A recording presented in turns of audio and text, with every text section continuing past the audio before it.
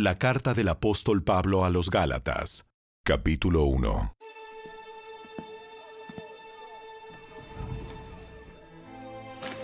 Les escribo, yo, el apóstol Pablo.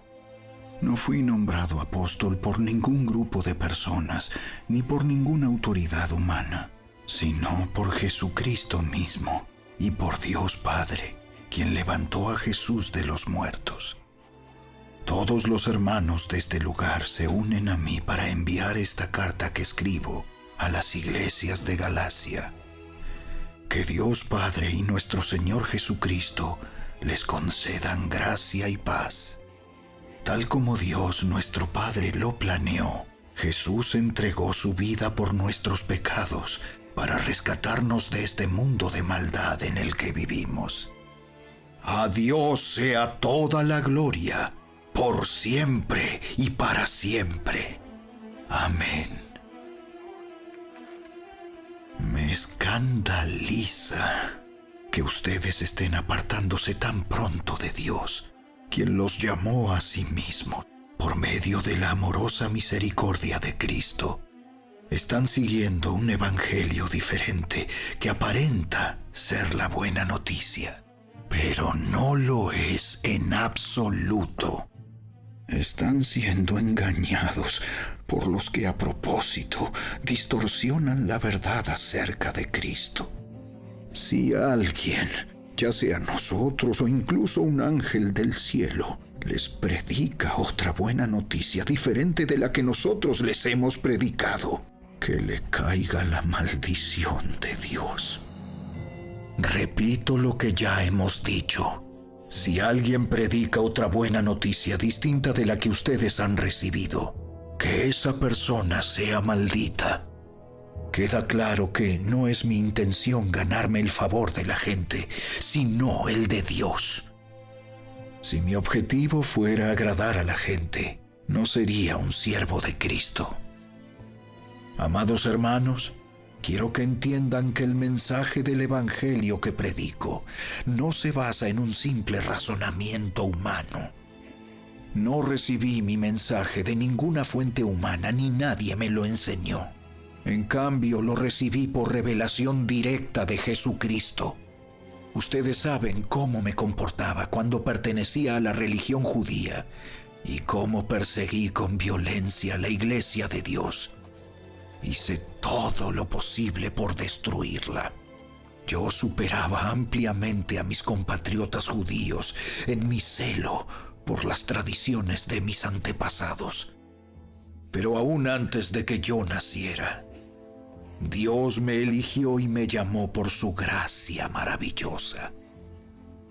Luego, le agradó revelarme a su Hijo para que yo proclamara a los gentiles la buena noticia acerca de Jesús. Cuando esto sucedió, no me apresuré a consultar con ningún ser humano. Tampoco subí a Jerusalén para pedir consejo de los que eran apóstoles antes que yo. En cambio, me fui a la región de Arabia y después regresé a la ciudad de Damasco. Luego, 3 años más tarde, fui a Jerusalén para conocer a Pedro y me quedé 15 días con él. El único otro apóstol que conocí en esos días fue Santiago, el hermano del Señor. Declaro delante de Dios que no es mentira lo que les escribo. Después de esa visita, me dirigí al norte, a las provincias de Siria y Cilicia.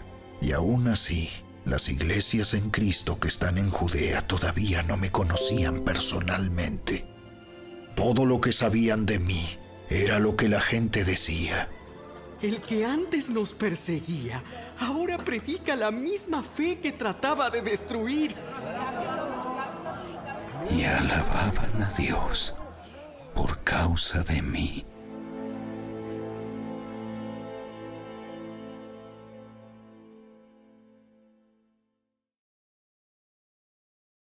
Capítulo 2. Luego, 14 años más tarde, regresé a Jerusalén, esta vez con Bernabé, y Tito también vino. Fui a Jerusalén porque Dios me reveló que debía hacerlo. Durante mi tiempo allí, me reuní en privado con los que eran reconocidos como los dirigentes de la iglesia y les presenté el mensaje que predico a los gentiles. Quería asegurarme de que estábamos de acuerdo, porque temía que todos mis esfuerzos hubieran sido inútiles y que estaba corriendo la carrera en vano. Sin embargo, ellos me respaldaron y ni siquiera exigieron que mi compañero Tito se circuncidara, a pesar de que era griego. Incluso esa cuestión surgió solo a causa de unos supuestos creyentes, en realidad falsos, que se habían infiltrado entre nosotros. Se metieron en secreto para espiarnos y privarnos de la libertad que tenemos en Cristo Jesús, pues querían esclavizarnos y obligarnos a seguir los reglamentos judíos. Pero no nos doblegamos ante ellos, ni por un solo instante. Queríamos preservar la verdad del mensaje del Evangelio para ustedes. Los líderes de la iglesia no tenían nada que agregar a lo que yo predicaba. Dicho sea de paso, su fama de grandes líderes a mí no me afectó para nada, porque Dios no tiene favoritos. Al contrario, ellos comprendieron que Dios me había dado la responsabilidad de predicar el Evangelio a los gentiles, tal como le había dado a Pedro la responsabilidad de predicar a los judíos. Pues el mismo Dios que actuaba por medio de Pedro, apóstol a los judíos, también actuaba por medio de mí, apóstol a los gentiles. De hecho, Santiago, Pedro y Juan, quienes eran considerados pilares de la iglesia, reconocieron el don que Dios me había dado y nos aceptaron a Bernabé y a mí como sus colegas. Nos animaron a seguir predicando a los gentiles mientras ellos continuaban su tarea con los judíos. La única sugerencia que hicieron fue que siguiéramos ayudando a los pobres, algo que yo siempre tengo deseos de hacer. Pero cuando Pedro llegó a Antioquía, tuve que enfrentarlo cara a cara, porque él estaba muy equivocado en lo que hacía. Cuando llegó por primera vez, Pedro comía con los creyentes gentiles, quienes no estaban circuncidados. Pero después, cuando llegaron algunos amigos de Santiago, Pedro no quiso comer más con esos gentiles. Tenía miedo a la crítica de los que insistían en la necesidad de la circuncisión. Como resultado, otros creyentes judíos imitaron la hipocresía de Pedro. E incluso Bernabé se dejó llevar por esa hipocresía. Cuando vi que ellos no seguían la verdad del mensaje del Evangelio, le dije a Pedro delante de todos los demás: si tú, que eres judío de nacimiento, dejaste a un lado las leyes judías y vives como un gentil, ¿por qué ahora tratas de obligar a estos gentiles a seguir las tradiciones judías? Tú y yo somos judíos de nacimiento. No somos pecadores, como los gentiles. Sin embargo, sabemos que una persona es declarada justa ante Dios por la fe en Jesucristo y no por la obediencia a la ley. Y nosotros hemos creído en Cristo Jesús para poder ser declarados justos ante Dios por causa de nuestra fe en Cristo, y no porque hayamos obedecido la ley. Pues nadie jamás será declarado justo ante Dios mediante la obediencia a la ley. Pero supongamos que intentamos ser declarados justos ante Dios por medio de la fe en Cristo, y luego se nos declara culpables por haber abandonado la ley. ¿Acaso esto quiere decir que Cristo nos ha llevado al pecado? Por supuesto que no. Más bien, soy un pecador si vuelvo a construir el viejo sistema de la ley que ya eché abajo. Pues cuando intenté obedecer la ley misma me condenó. Así que morí a la ley. Es decir, dejé de intentar cumplir todas sus exigencias a fin de vivir para Dios. Mi antiguo yo ha sido crucificado con Cristo. Ya no vivo yo, sino que Cristo vive en mí. Así que vivo en este cuerpo terrenal, confiando en el Hijo de Dios, quien me amó y se entregó a sí mismo por mí. Yo no tomo la gracia de Dios como algo sin sentido, pues si cumplir la ley pudiera hacernos justos ante Dios, entonces no habría sido necesario que Cristo muriera.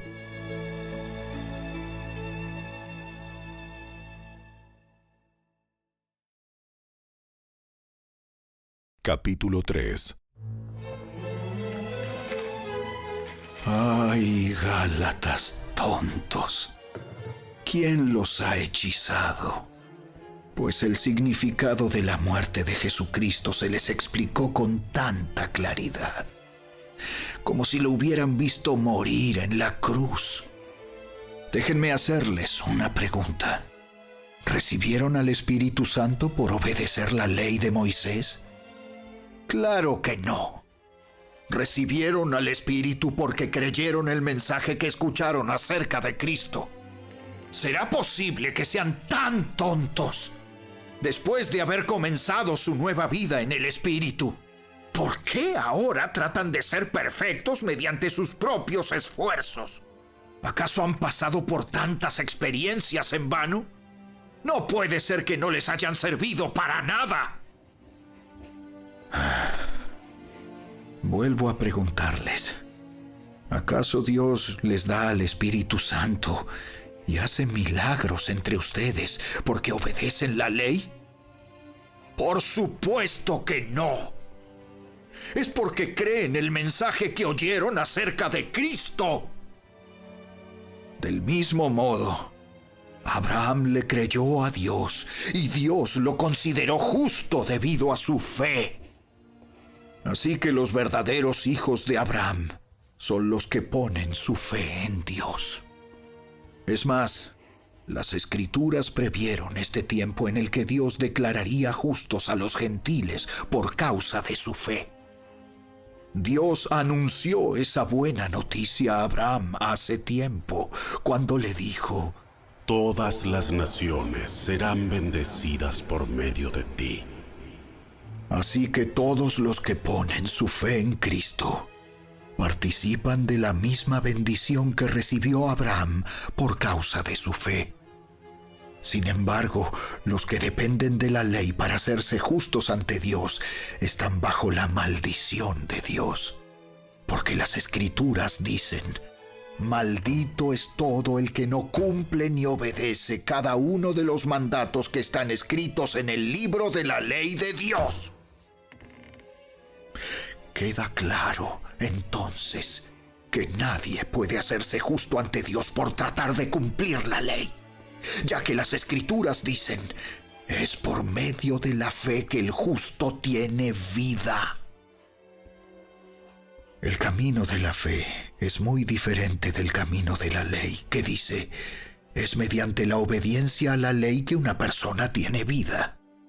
Pero Cristo nos ha rescatado de la maldición dictada en la ley. Cuando fue colgado en la cruz, cargó sobre sí la maldición de nuestras fechorías.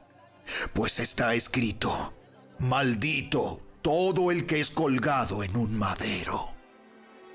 Mediante Cristo Jesús, Dios bendijo a los gentiles con la misma bendición que le prometió a Abraham, a fin de que los creyentes pudiéramos recibir por medio de la fe al Espíritu Santo prometido.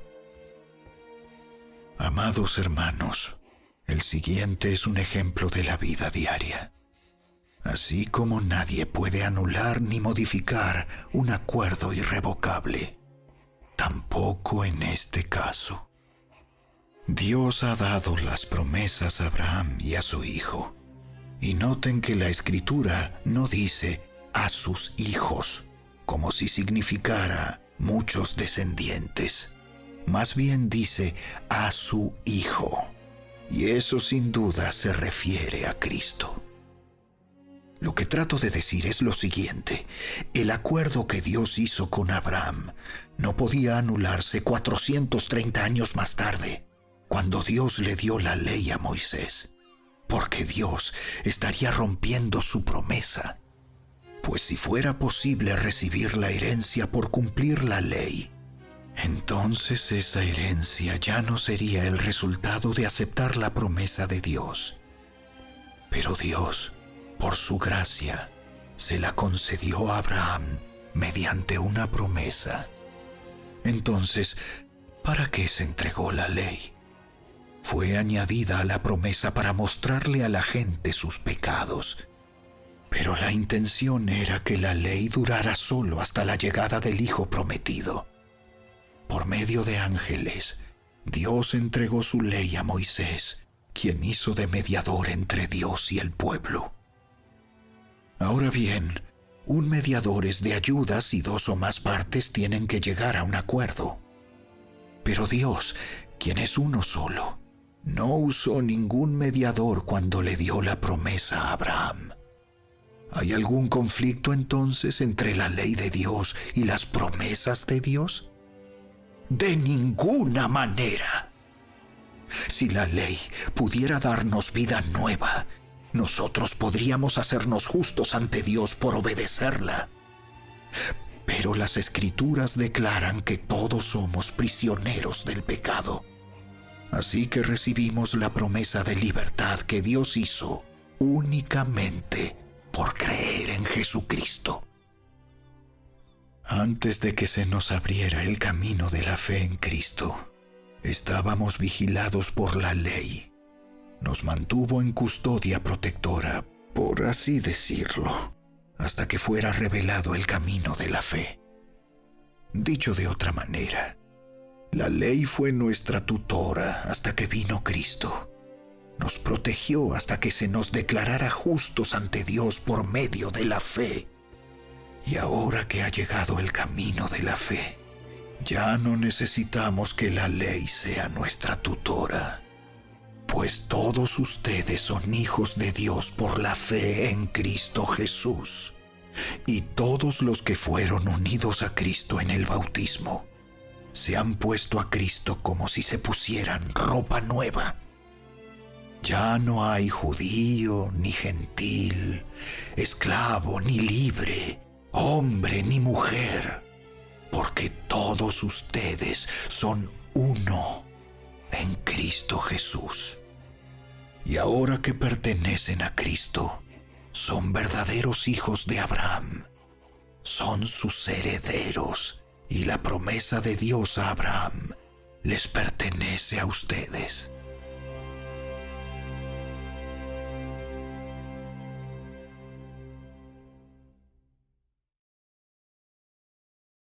Capítulo 4. Piénsenlo de la siguiente manera.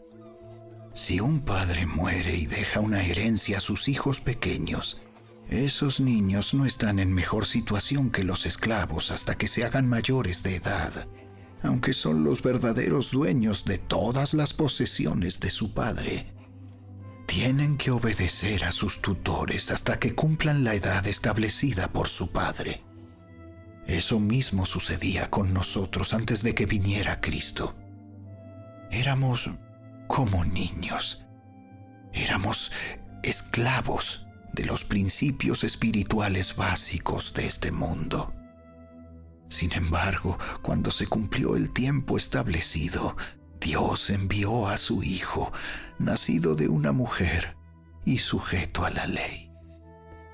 Dios lo envió para que comprara la libertad de los que éramos esclavos de la ley, a fin de poder adoptarnos como sus propios hijos. Y debido a que somos sus hijos, Dios envió al Espíritu de su Hijo a nuestro corazón, el cual nos impulsa a exclamar: Abba, Padre. Ahora ya no eres un esclavo, sino un hijo de Dios. Y como eres su hijo, Dios te ha hecho su heredero. Antes de conocer a Dios, ustedes los gentiles eran esclavos de los llamados dioses que ni siquiera existen. Así que ahora que conocen a Dios, o mejor dicho, ahora que Dios los conoce a ustedes, ¿Por qué quieren retroceder y convertirse otra vez en esclavos de los débiles e inútiles principios espirituales de este mundo? Pretenden ganarse el favor de Dios al cumplir con ciertos días o meses, estaciones o años. Temo por ustedes. Quizá todo el arduo trabajo que hice entre ustedes fue en vano. Amados hermanos, les ruego que vivan como yo, libres de esas cosas, pues yo llegué a ser como ustedes, los gentiles, libre de esas leyes. Ustedes no me trataron mal cuando les prediqué por primera vez. Sin duda, recordarán que yo estaba enfermo la primera vez que les llevé la buena noticia. Aunque mi condición los tentaba a no aceptarme, ustedes no me despreciaron ni me rechazaron. Todo lo contrario, me recibieron y me cuidaron como si yo fuera un ángel de Dios o incluso el mismo Cristo Jesús. ¿Dónde ha ido a parar el espíritu de alegría y de gratitud que antes tenían? Estoy seguro de que ustedes se hubieran arrancado los propios ojos para dármelos de haber sido posible. ¿Acaso ahora me volví su enemigo porque les digo la verdad? Esos falsos maestros están muy ansiosos de ganarse el favor de ustedes, pero sus intenciones no son nada buenas. Lo que quieren es aislarlos de mí para que ustedes solo les presten atención a ellos. Si alguien quiere hacer cosas buenas por ustedes, no hay ningún problema, pero que lo haga en todo tiempo, no solo cuando estoy con ustedes. Oh, mis hijos queridos, siento como si volviera a sufrir dolores de parto por ustedes. Y seguirán hasta que Cristo se forme por completo en sus vidas. Desearía estar con ustedes en este momento para poder hablarles en otro tono, pero estando tan lejos, no sé qué más puedo hacer para ayudarlos. Díganme ustedes, los que quieren vivir bajo la ley, ¿saben lo que en realidad dice la ley? Las Escrituras dicen que Abraham tuvo 2 hijos, uno de la mujer esclava y el otro de su esposa, quien había nacido libre. El nacimiento del hijo de la esclava fue el resultado de un intento humano por lograr que se cumpliera la promesa de Dios. Pero el nacimiento del hijo de la libre fue la manera en que Dios cumplió su promesa. Esas 2 mujeres son una ilustración de los 2 pactos de Dios.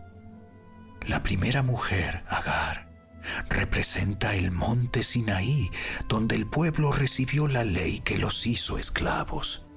Y ahora Jerusalén es igual que el monte Sinaí, en Arabia, porque la ciudad y sus hijos viven bajo la esclavitud de la ley. Pero la otra mujer, Sara, representa la Jerusalén celestial. Ella es la mujer libre y es nuestra madre. Como dijo Isaías: Alégrate, oh mujer sin hijos, tú que nunca diste a luz. Ponte a gritar de alegría, tú que nunca tuviste dolores de parto, pues la mujer desolada ahora tiene más hijos que la que vive con su esposo. Y ustedes, amados hermanos, son hijos de la promesa igual que Isaac, pero ahora son perseguidos por los que quieren que cumplan la ley, tal como Ismael, el hijo que nació del esfuerzo humano, persiguió a Isaac el Hijo que nació por el poder del Espíritu. Pero ¿qué dicen las Escrituras al respecto? Echa fuera a la esclava y a su hijo, porque el hijo de la mujer esclava no compartirá la herencia del hijo de la mujer libre. Así que, amados hermanos, no somos hijos de la mujer esclava, somos hijos de la mujer libre.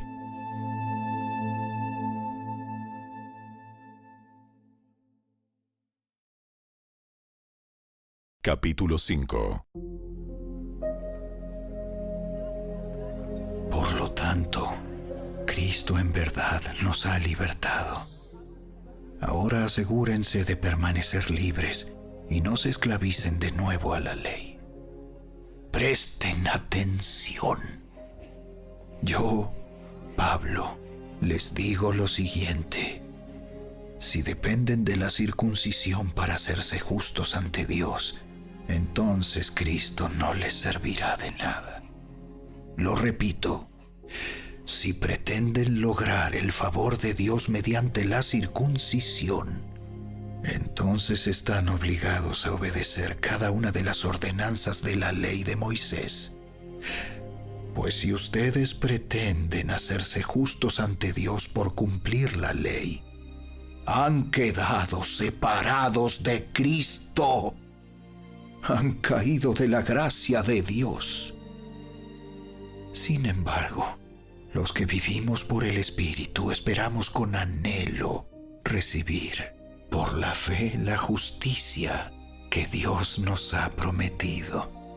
Pues una vez que depositamos nuestra fe en Cristo Jesús, de nada sirve estar o no circuncidado. Lo importante es la fe que se expresa por medio del amor. Ustedes corrían muy bien la carrera. ¿Quién les impidió seguir la verdad? Seguro que no fue Dios, porque Él es quien los llamó a ser libres. Esa falsa enseñanza es como un poquito de levadura que impregna toda la masa. Confío en que el Señor los guardará de creer falsas enseñanzas. Dios juzgará a la persona que los está confundiendo, sea quien fuere. Amados hermanos, si yo todavía predicara que ustedes deben circuncidarse, como algunos dicen que hago, ¿por qué entonces aún se me persigue? Si ya no predicara que la salvación es por medio de la cruz de Cristo, nadie se ofendería. Cómo me gustaría que esos perturbadores que quieren mutilarlos a ustedes mediante la circuncisión se mutilaran ellos mismos. Pues ustedes, mis hermanos, han sido llamados a vivir en libertad. Pero no usen esa libertad para satisfacer los deseos de la naturaleza pecaminosa. Al contrario, usen la libertad para servirse unos a otros por amor. Pues toda la ley puede resumirse en un solo mandato. Ama a tu prójimo como a ti mismo. Pero si están siempre mordiéndose y devorándose unos a otros, tengan cuidado. Corren peligro de destruirse unos a otros.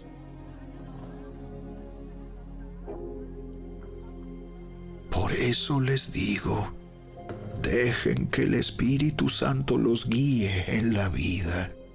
Entonces no se dejarán llevar por los impulsos de la naturaleza pecaminosa. La naturaleza pecaminosa desea hacer el mal, que es precisamente lo contrario de lo que quiere el Espíritu. Y el Espíritu nos da deseos que se oponen a lo que desea la naturaleza pecaminosa. Estas dos fuerzas luchan constantemente entre sí. Entonces ustedes no son libres para llevar a cabo sus buenas intenciones. Pero cuando el Espíritu los guía, ya no están obligados a cumplir la ley de Moisés. Cuando ustedes siguen los deseos de la naturaleza pecaminosa, los resultados son más que claros. Inmoralidad sexual, impureza, pasiones sensuales, idolatría, hechicería, hostilidad, peleas, celos, arrebatos de furia, ambición egoísta, discordias, divisiones, envidia, borracheras, fiestas desenfrenadas y otros pecados parecidos. Permítanme repetirles lo que les dije antes. Cualquiera que lleve esa clase de vida no heredará el reino de Dios. En cambio, la clase de fruto que el Espíritu Santo produce en nuestra vida es amor, alegría, paz, paciencia, gentileza, bondad, fidelidad, humildad y control propio. No existen leyes contra esas cosas. Los que pertenecen a Cristo Jesús han clavado en la cruz las pasiones y los deseos de la naturaleza pecaminosa y los han crucificado allí. Ya que vivimos por el Espíritu, sigamos la guía del Espíritu en cada aspecto de nuestra vida. No nos hagamos vanidosos, ni nos provoquemos unos a otros, ni tengamos envidia unos de otros.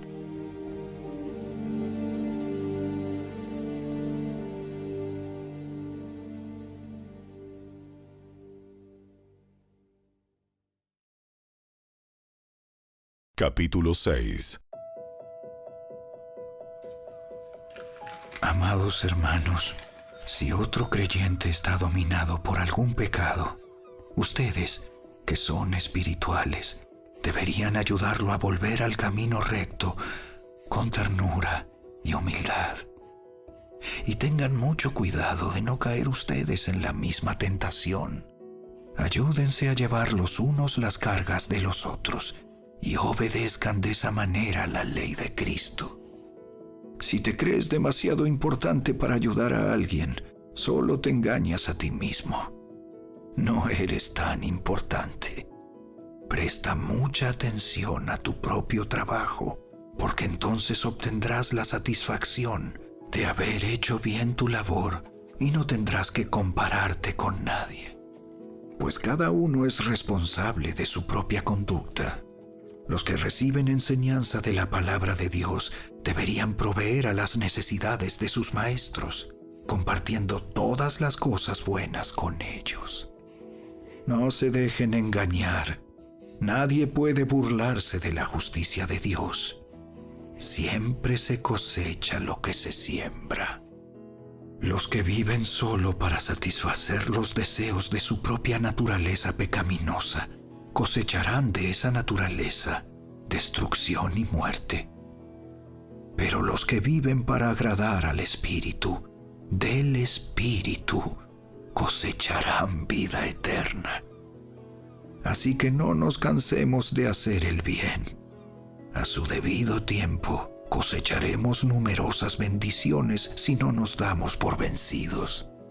Por lo tanto, siempre que tengamos la oportunidad, hagamos el bien a todos, en especial a los de la familia de la fe.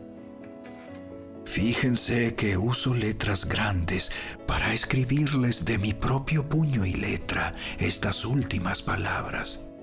Los que tratan de obligarlos a circuncidarse lo hacen para quedar bien con otros, No quieren ser perseguidos por enseñar que solo la cruz de Cristo salva. Ni siquiera los que luchan a favor de la circuncisión cumplen toda la ley.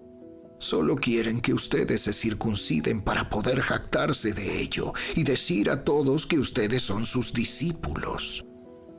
En cuanto a mí, que nunca me jacte de otra cosa que no sea la cruz de nuestro Señor Jesucristo. Debido a esa cruz, mi interés por este mundo fue crucificado y el interés del mundo por mí también ha muerto. No importa si fuimos o no circuncidados. Lo importante es que hayamos sido transformados en una creación nueva. Que la paz y la misericordia de Dios sean con todos los que viven según ese principio. Ellos son el nuevo pueblo de Dios. De ahora en adelante, que nadie me cause problemas con esas cosas, pues yo llevo en mi cuerpo cicatrices que muestran que pertenezco a Jesús. Amados hermanos, que la gracia de nuestro Señor Jesucristo sea con el espíritu de cada uno de ustedes. Amén.